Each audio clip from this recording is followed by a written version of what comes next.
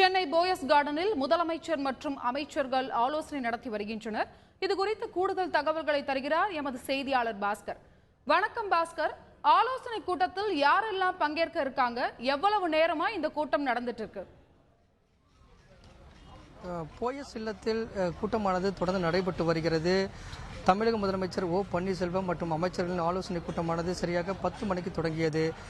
மக்களவை துணை சபாநாயகரான தம்பிதுரையும் இந்த கூட்டத்தில் இடம்பெற்றிருக்கிறார் ஆலோசனை கூட்டத்தில். அதே போல மறைந்த அதிமுக பொதுச் செயலாளரும் தமிழக முதலமைச்சருமான ஜெயலலிதாவின் தோழி சசிகலாவும் இந்த ஆலோசனை கூட்டத்தில் பங்கேற்று தொடர்ந்து ஆலோசனை கூட்டமானது தொடர்ந்து நடைபெற்று வருகிறது.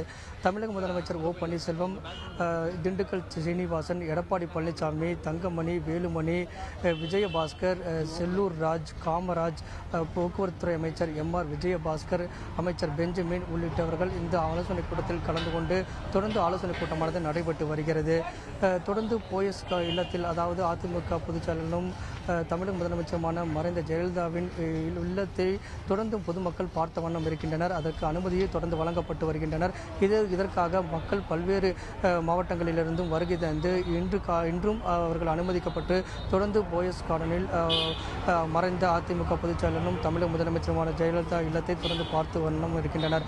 அதே போல மறைந்த அதிமுக பொதுச் செயலாளரும் தமிழக முதலமைச்சருமான ஜெயலலிதா நல்லடக்கம் செய்யப்பட்ட எம்ஜிஆர் நினைவிடத்தில் அந்த இடத்தையும் பார்ப்பதற்காக தொடர்ந்து மக்கள் பார்த்த வண்ணம் இருக்கின்றனர். இந்த 2 இடங்களிலும் மக்களுக்கு எவ்வித இடையூறுமின்றி தொடர்ந்து பார்ப்பதற்கான நடவடிக்கைகள் என்னென்ன அடுத்த கட்டமாக மேற்கொள்ள வேண்டும் என்பது குறித்து இந்த ஆலோசனை கூட்டத்தில் விவாதிக்கப்பட்டதாக கூறப்படுகிறது.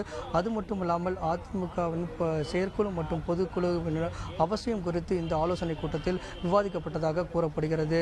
3 தொகுதிகளுக்கான இடைத்தேர்தல் நடைபெற்றது. அந்த இடைத்தேர்தலில் அமைச்சர்கள் பலர் பிரச்சாரம் மேற்கொண்டனர். அந்த தேர்தலில் 3 தொகுதியிலும் அதிமுக வெற்றி பெற்றது.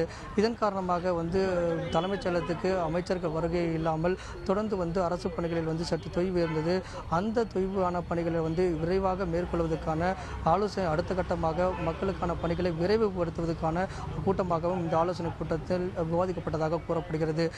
அதிமுகவின் செயற்குழு மற்றும் பொதுக்குழுவினுடைய அவசியம் குறித்து அமைச்சர்களுடைய ஆலோசனை கூட்டம் 2வது நாளாக இன்றும் நடைபெற்று வருகிறது. பாஸ்கர், இப்ப 2வது நாளாக நடைபெற்று வருகிறது. இன்றைய ஆலோசனை கூட்டத்தில் மக்களவை துணை சபாநாயகர் தம்பிதுரை உள்ளிட்ட அமைச்சர் பெருமக்கள் கலந்து கொண்டுள்ளார்கள். இந்த நிலையில இன்றைய 2வது நாள் ஆலோசனை கூட்டத்தில் வேறு ஏதேனும் முக்கிய முடிவுகள் எடுக்கப்படுவதற்கான வாய்ப்புகள் இருக்கிறதா பாஸ்கர்? இந்த 2வது நாள் நடைபெறக்கூடிய இந்த ஆலோசனை கூட்டத்தில் முடிவுகள் எடுப்பதற்கான வாய்ப்புகள் குறைவாகத்தான் இருக்கிறது. ஒவ்வொரு கட்ட ஆலோசனைக்கு பிறகு என்னென்ன மாதிரி நடவடிக்கைகள் எடுக்கலாம் என்பது குறித்து தான் ஆலோசனையினுடைய முடிவுகளை தான் தெரியப்படும். இருந்தபோதும் முக்கிய முடிவுகள் எடுப்பதற்கான வாய்ப்புகள் குறைவாக இருக்கிறது. நேற்று ஆலோசனை கூட்டம் நடைபெற்றது. அந்த கூட்டத்தில் இங்கு வரக்கூடிய போயஸ் கார்டனுக்கு பார்க்கக்கூடிய மக்களுக்கான இடையூறு இல்லாமல், எந்த விதமான பாதுகாப்பு குறைபாடுகள் இல்லாமல் மக்கள் தொடர்ந்து பார்ப்பதற்கான ஏற்பாடுகள் குறித்து நேற்று ஆலோசனை மேற்கொள்ளப்பட்டது. குறிப்பாக அதிமுக சார்பாக எம்ஜிஆர் நினைவிடத்தில், அதாவது மறைந்த அதிமுக பொதுச் செயலாளரும் தமிழக முதலமைச்சருமான ஜெயலலிதா நல்லடக்கம் செய்த இடத்தில் பொதுமக்கள் வருகை தொடர்ந்து இருந்த வண்ணம் இருக்கின்றனர். அங்கு வரக்கூடிய மக்களுக்கு உணவுகள் வழங்கப்பட்டு வருகிறது அதிமுக சார்பாக. அதை எவ்வளவு நாட்கள் நீடிப்பது என்பது குறித்தும் ஆலோசனை மேற்கொள்ளப்பட்டது. குறிப்பாக இந்த முடிவுகள், இந்த விவாதங்கள் இன்றும் நடைபெறுகிறது. இன்றும் பொதுமக்களுடைய வருகை அதிகமாக இருக்கிறது 2 இடங்களிலும். இதன் காரணமாக மக்களுக்கு எந்த விதமான பாதுகாப்பு குறைபாடுகளும் இருக்கக்கூடாது, வரக்கூடிய மக்களுக்கு எவ்வித சிரமங்கள் இருக்கக்கூடாது என்பது கோணத்தில் இந்த ஆலோசனை கூட்டத்தில் விவாதிக்கப்படுகிறது. அதே போல செயற்குழு பொதுக்குழு கூட்டம் முக்கியமான அம்சமாக பார்க்கப்படுகிறது.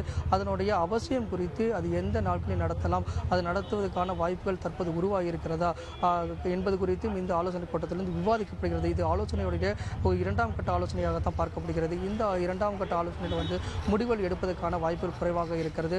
ஒவ்வொரு அமைச்சர்களும் ஒவ்வொரு கால இடைவெளியில் தான் இந்த ஆலோசனை கூட்டத்தில் பங்கேற்றனர். இதன் காரணமாக முக்கிய முடிவுகள் எடுப்பதற்கான வாய்ப்புகள் குறைவாக இருக்கிறது. உடனடியாக எடுப்பதற்கான தேவையும் எழவில்லை.